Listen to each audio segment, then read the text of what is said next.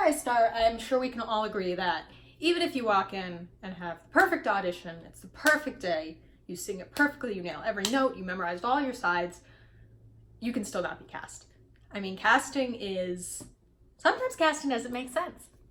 I'll say it. To be a casting director, you have to juggle so many different relationships, budgets. You have to, balance people's schedules, people's everythings. So like, if you don't get the part, sometimes you just don't get the part. So I'm assuming we're all coming into the video, we know. But why didn't I get the part? Let's talk about it. Come on. Let's talk about it. The first reason is that none of us want to admit to is you didn't follow the instructions. Now, whether this is self-tape or this is a theatrical audition, you cannot show up and not do the work, not do the research, and not look at the casting call. Because if you can't take the time to look at a casting call and follow the directions on the freaking casting call, how can you be expected to follow directions when you're on set or during rehearsal? How can you be trusted? People want to work with trustworthy actors. So be bothered. Do the damn work. And you might say to me, listen, I looked at the website, I looked at the casting call, I'm smart, I did my work. But sometimes this is auditioning for something even though you kind of have a scheduling conflict. This is bringing in a classical Broadway song. Do you hear my dog? This is having them say, bring in an R&H song and you sing Fiddler. Like, even if you knock that song out of the park, did you follow the directions? Did you? In a self-tape, this can look like not having your phone positioned the right way. Friggin' horizontal versus vertical. Two different things, baby. This can be down to anything like that. Like, you know how much applications people are looking at during one day? You know how many people they're seeing? Like, if they open up your video and their orientation lock goes, they might just be like, The next reason I would say is relationships. Now, everyone says this, that relationships are a huge part of the entertainment industry, and surprise, it's true. Like, let's say this. Let's say you might have reached out and followed the CD on Instagram. Like, let's say you just kind of snuck in there. And let's say they looked at your Instagram and saw some things that they thought might not represent the director the best. It can be down to something as small as that. When I say relationships, I can also mean that a casting call was posted, but the role was pre-cast. Sometimes directors and theater companies make the decision to do that. It's not a decision I agree with, but sometimes it's a formality, and it sucks, but that can be the reason you don't get the role. And I would also say for relationships, did you thank the accompanist? Did you walk in and say hello and not be an absolute jerk? Were you missing rehearsal in your high school production and someone really remembered that? Are you the best to work with? Because that can really taint a relationship. And it only takes one production meeting where someone goes, I didn't love working with that person, for you to be overlooked. Now, if there's one thing that's the same from community theater to a Warner Brothers production, is people like to see excited kids. People like to work with someone who wants to be there and wants to have fun and wants to have a jolly good old time. So this is a mistake I made a lot. When talking with a casting director or an ACD, and even setting up your audition, setting up your callbacks, setting up your Skype call, talking to them on backstage.com, whatever. Not sure how to say this. They're not gods. They want a collaborator. They don't want like a minion. Even if you're only a child actor or an extra or whatever, like, people want to work with artists and people who are excited about the craft and people who are gonna want to be a part of a team. So look at the way you're emailing. Look at the way you're talking to these people. Because I think there's a tendency to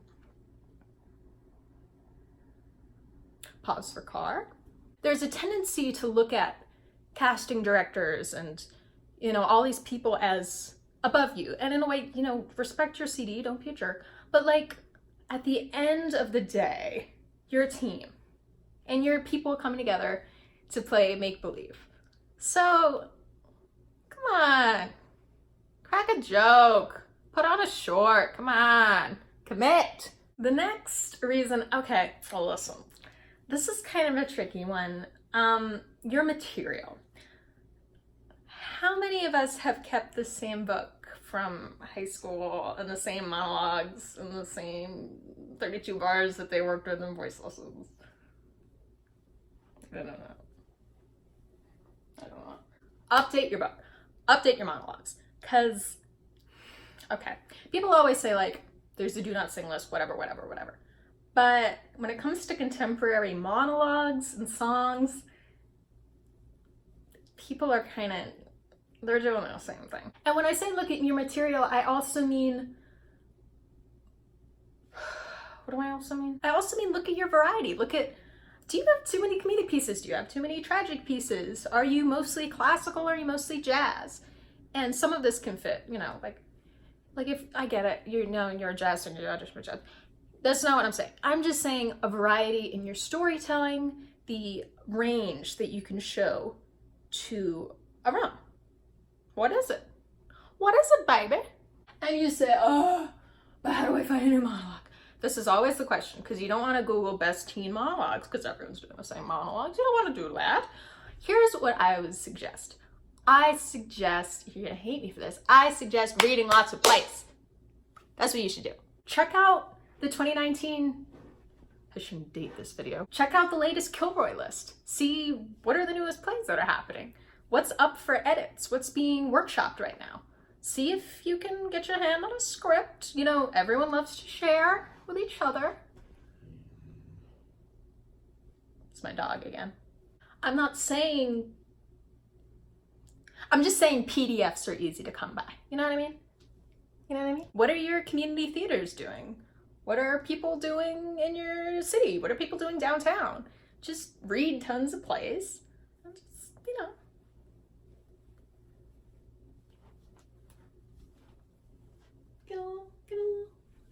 Get something a little funky. I guarantee that by reading new plays and listening to new musicals, listening to the radio, listening to old musicals, reading old plays, you're gonna find some cool stuff. Like, I can't tell you how many times I've been listening to Sirius XM and I've like opened the notes app on my phone and been like, a very unusual way from 9, hello, huh? And this is a tangent. Hello, tangent time.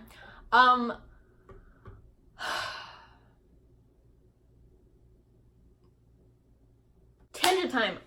Directors, I mean, you can Google as many backstage articles that say, here's what a casting director really wants to see. But sometimes casting directors just want to see a happy song. Sometimes they want to see you pull out some Jason Robert Brown. Don't be a jerk to your accompanist though. Don't break out this on time. Don't do it. Come on, don't do it. Sometimes it isn't the most obscure choice, but it's an unexpected choice, and it's a strong choice. We like bold choices.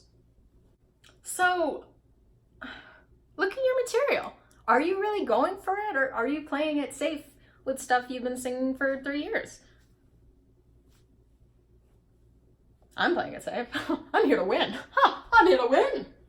What's another reason you think it cast? Oh, let's talk about the audition, baby. Listen, a lot of it. In some ways, the audition really doesn't matter, and in some ways, the audition's the only thing that matters, baby. And if you're a bad auditioner like me, let's talk about, you know, everyone's like, it's how you walk into the room. It's how you say thank you. And it is, but are you there to perform? Do you want to make them like you, or do you want to make them watch you? The best advice I've ever been given, and I'm sure you hear it a lot, but like, every audition is a chance for you to perform. And I love performing. And you love performing, I hope. maybe don't go into performance if you're not performing. Not to be a guidance counselor on you, but like for 30 seconds to 2 minutes, you have the part. Like, you've got it. Everyone's looking at you. Like, and if they're like, okay, cool, great, let's try it like this. Look at you. You're getting direction.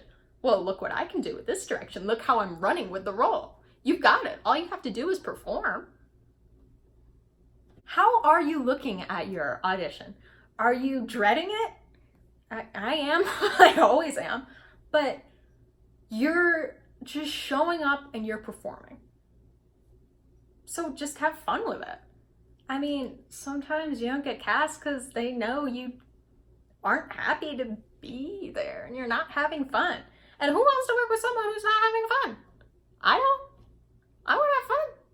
I'm here to party. I'm here to party. Okay. This is controversial, but like it ties into my other, so like disagree with me or agree with me, but like it ties into, anyway. Were you memorized?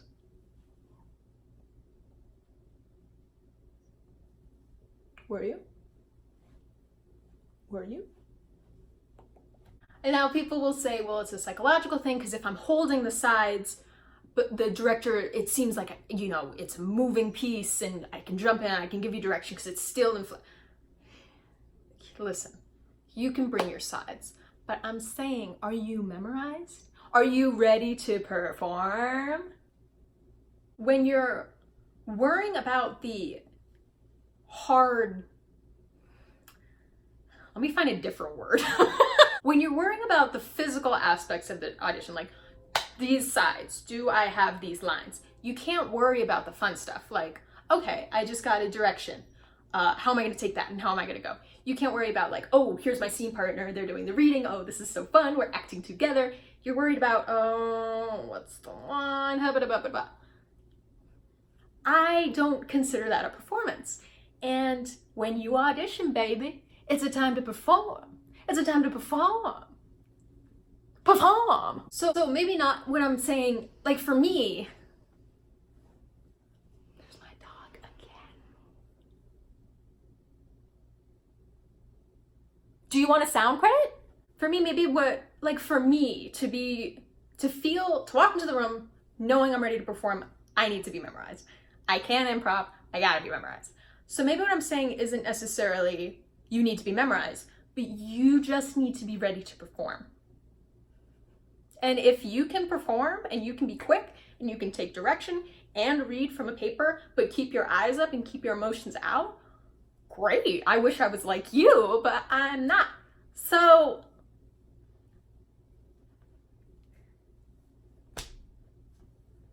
perform. And finally, I'm saving this for last because it's like it makes sense to me. I don't know if this is the most important thing. You didn't get the role. Do you know your type? I think the biggest reason people, not necessarily the biggest reason they don't get parts, but they find themselves auditioning a lot and getting a lot of no's and not seeming to get anywhere, is they're having trouble recognizing their type. And when I say their type, I mean, how do you look on camera, in a TV show, in a movie, in a musical, in a play? And not necessarily how do you look, but how do you read? This is getting very cerebral. When I say your type, it's not as simple as I'm 40 years old, I'm not gonna audition for the teenager. It's not as simple as I'm a soprano, so I'm not gonna audition for the alto. Because sometimes you're a soprano and you audition for the soprano and you still don't get the role because it's still not your type. When I say your type, I don't necessarily mean how you are in the real world. For example, I should probably think up an example before I say for example. For example, I have a friend who in real life is fabulous and bubbly and outgoing, but like when she's at rest and she's not talking, she looks so cute and sweet and shy. Like, If I was a casting director and I was looking at her headshot, I wouldn't put her as the funny girl or the bubbly best friend, or I'd put her probably as the shy girl. I had a lot of difficulty when I was starting my career because I tried to find my type by looking at my past credits. And like, if you don't have a lot of experience, yeah, that totally makes sense. What did I do in high school that I was successful at? Well, I was the funny sidekick. But am I the funny best friend in a TV show or in a movie? Is that how I look? Because usually I'm being cast as the nerd, or the shy one, or the awkward one, or the one with the crush. Funky. And you'd say, well, I'm an actor. Hello, I can be shy, I can be funny. And yeah, you can. Duh, you're great. But if you were to walk down the street and someone had never talked to you before, what would you look like to them? If you were to record your normal speaking voice and send that to someone, who do they think you are? Are you a mob boss? Are you a really nervous high schooler? Who do people think you are? And not just that, but your type can change based on the medium. Like, for example, in theater, I have a huge clay face, and it's and I do a lot of expressions, so I go for comedic things. But on film, when I try to tone down my acting, I can start to look really placid and really awkward and really shy. So a lot of the times I play like kids, or like middle schoolers, or like the awkward sibling or whatever. But in knowing your type, you can kind of work smarter, not harder, and not like cast your net to include tons of auditions, but really go for the roles whose type you fit, and maybe get the money. Get the money. And when you know your type, you can, your headshot can be, in that type, your audition book, your monologues, the songs you sing, the choices you make, how you walk into the room, how you walk out of the room can reflect that. So I guess to sum this up, because I didn't do an intro, but should I do an outro? Sum this all up. You didn't get cast, and it sucks. And you're not gonna get cast all the time. No one ever gets cast all the time, and you're not gonna not get cast all the time. And it's just a weird beast and a weird game. Even if you didn't get cast, everything's a learning experience. Hello.